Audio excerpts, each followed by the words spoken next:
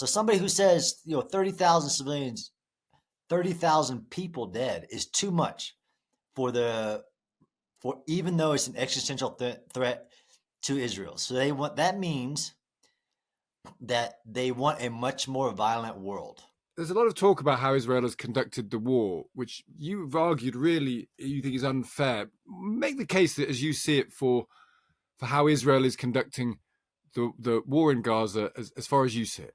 Sure, and I've been twice, so I've been on the ground in Gaza to include Khan Yunis since the war has begun. So both from what I've observed in the field, watching the IDF, plus over a decade of studying this type of combat, the IDF haven't, nobody's acknowledged that the IDF are actually doing this with the least amount of civilian care in the history of war in the context of these type of operations.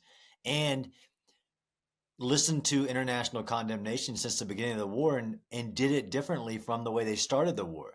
So how they operated in northern Gaza versus how they operated in central Gaza were vastly different. Some of that's based on the enemy, but they cut civilian casualties by a half and then by 2/3 to where now it's at an abnormally low for even combat in general. How do they change it? To explain that to you, how do you think they shifted that approach? A lot of it was in the targeting process. So, the rockets were raining down, so they had to target rocket locations. The fight was a lot closer. They evacuated the cities versus doing very smaller operations. So they reduced the number of forces. They started with 4 divisions. Now they're down to 2 divisions.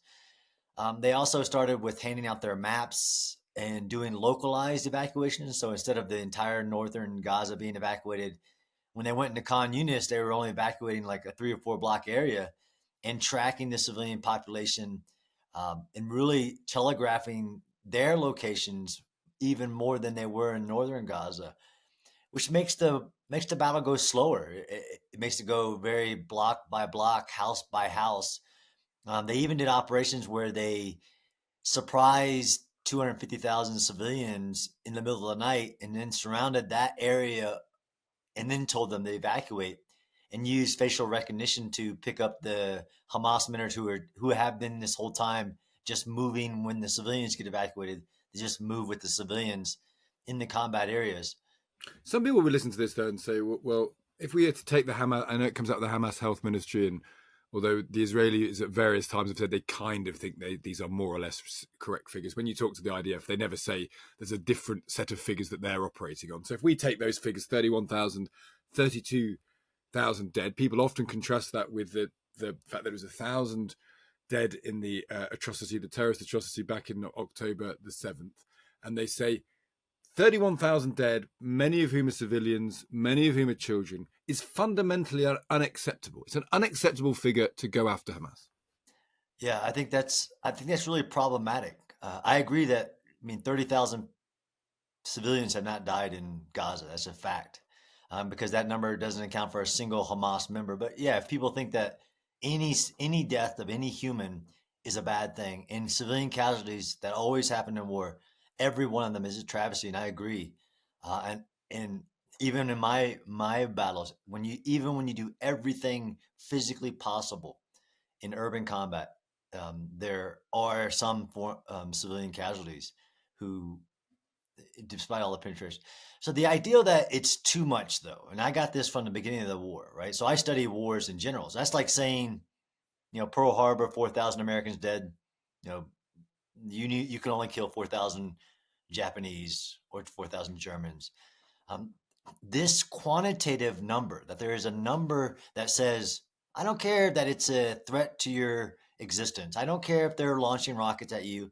I don't care if they're holding 200 of your civilians, babies, elderly. It doesn't matter. The number is too much. That's not the way war works. It never has, never will be.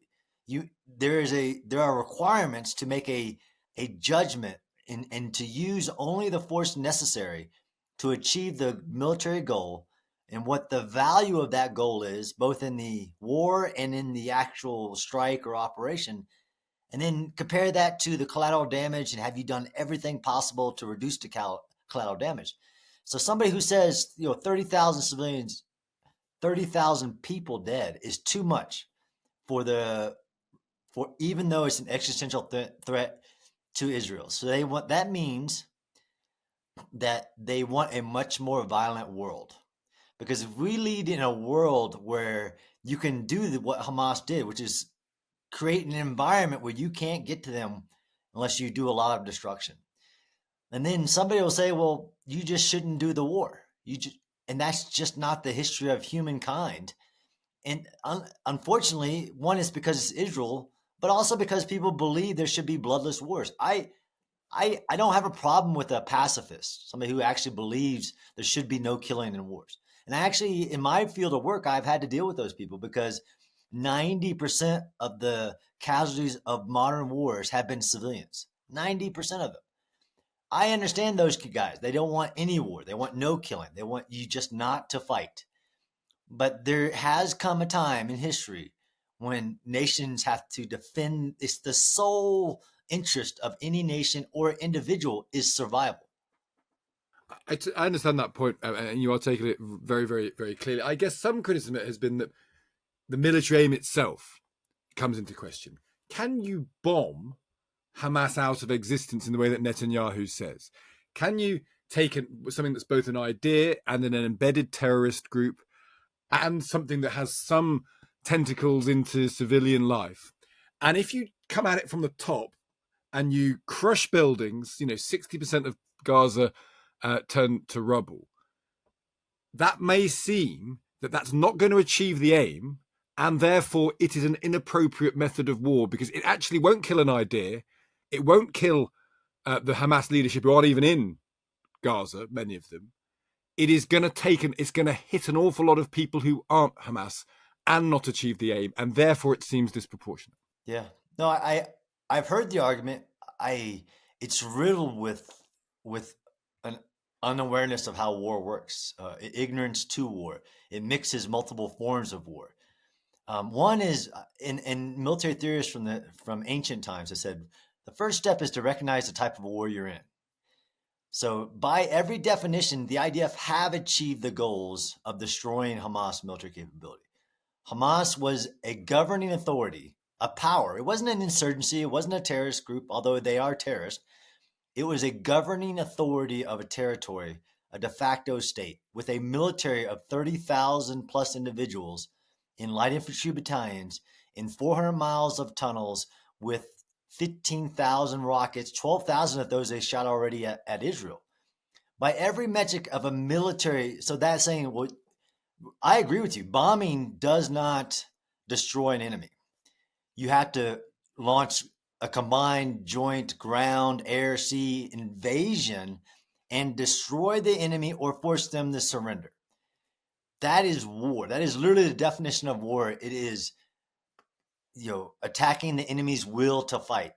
You either take his political seat of power, destroy his military, take his territory until they basically say, we're not going to fight anymore. By every metric, the way this war has been engaged has destroyed Hamas. It has destroyed their military capability. It has returned half of the hostages, and it has prevented Hamas from attacking Israel because they started with 4,000 rockets a day, and now they get down to 0 or 1 or 2 by every metric. Now, this idea that you can't kill an ideal, right? So that's mixing in counterinsurgency theory into war, right? Because the day after does matter. I 100% agree with that. But this idea that you're creating more enemy, you can't kill an ideal, this won't achieve your goal. 100% of the three goals of this war, the IDF are achieving it, and they're close to ending the war to bring hostages home, destroy Hamas's military capability. Yes, you'll have to do once you enter into post-conflict operations. There's a lot you have to do to prevent Hamas from resurging. That's separate than the war. And then secure Israel's borders, stop the rockets, and create the buffer so October 7th can't happen again. By every metric, they're doing it. So should they go into Rafah to finish the job? They can't finish it if they don't. And should America support them going into Rafah? 100%. Do you think they will? It's not a matter of if they should go into Rafah. It's a matter of how they should go into Rafah. Yes, America, war is politics. it does matter what the court of public opinion says. There are a lot of people in Rafah. They do need to be moved out of harm's way. But in order to achieve the goals, there are only two ways. One, Hamas surrenders unilaterally and disarms and lets all the hostages go. That would require zero shots, but you would still have to go into Rafah to search a military capability, to take away manufacturing plants, rocket storages, all these things that Hamas used to attack Israel has to be searched and discovered and removed. That doesn't mean you have to have a high intensity battle like they had in northern Gaza. The enemy does get a vote, but you do have to move the civilians out of harm's way, just like you do that, like they did in northern Gaza. They evacuated 850,000 of the million that were there. What do you think, here, John, about this? What about starvation as a weapon of war? Because that's another thing that's come up. We spoke to someone in Rafah on our program who was standing in Rafah talking about paper-thin babies. And he was saying, I walk around the streets, I see very, very malnourished children. He says that there's a figure of a very high percentage of children are malnourished. That is one of the charges laid against Israel, that this the way they're conducting this war, the way they've handled the aid element, has led to starvation becoming an act of warfare itself. Yeah. So using starvation as a form of warfare is a war crime. I have seen the opposite of that in the number of trucks of food, water, air dropped that have gone in.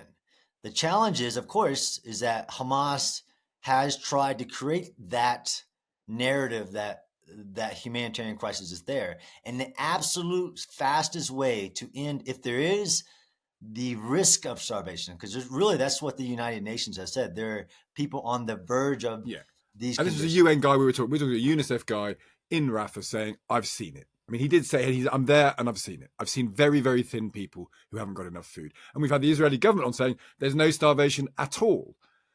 And everyone has enough food. And those both these things can't be true. And we were talking to someone who was on the ground there. Now, there must be an issue around food. There must be a problem with food in Gaza following the course of this conflict. Yeah, I mean it is a paradox when you can see the quantity of food going in, but you still can find reports from within saying that they're not getting it. Whether it's airdropped, driven in, brought in by the sea, It's probably world, not enough though, because the number going in is less than it would have what was before. that's not true. Well, that's what the UNICEF guy said. It's not enough. It's not I know the Israeli government says something different, but again, they have different positions in this conflict. Yeah, so I agree with you. And the fastest way to get to achieve peace and to get the fastest amount of food, water, and everything in this to end the operation, as in finish Hamas. That's only a military option, really, because Hamas are not going to surrender, are they? No. So this is a kind of they've got to drive them out. And you feel that's possible. You feel it's possible that Israel can win this war. The war is winnable. 100%, and they're close. And I think it's absolutely possible to get civilians out of harm's way because they've demonstrated it, to include Khan Yunis, with 3/4 less civilian casualties than they did in northern. They've figured out a way to pull Hamas out of his human shields and to be able to identify them, grab them, sometimes even without a fight. But the fastest way to bring aid to the people that need it is to finish Hamas. And by waiting, yes, the humanitarian crisis continues because Hamas is holding on to hope that the operation won't happen. And if they survive in any way, even if they leave Gaza in some type of way, if they survive in any way, they achieve victory. John, it's really interesting perspective. I'm very grateful for you talking to us about this. Thank you so much for your time. Thank you.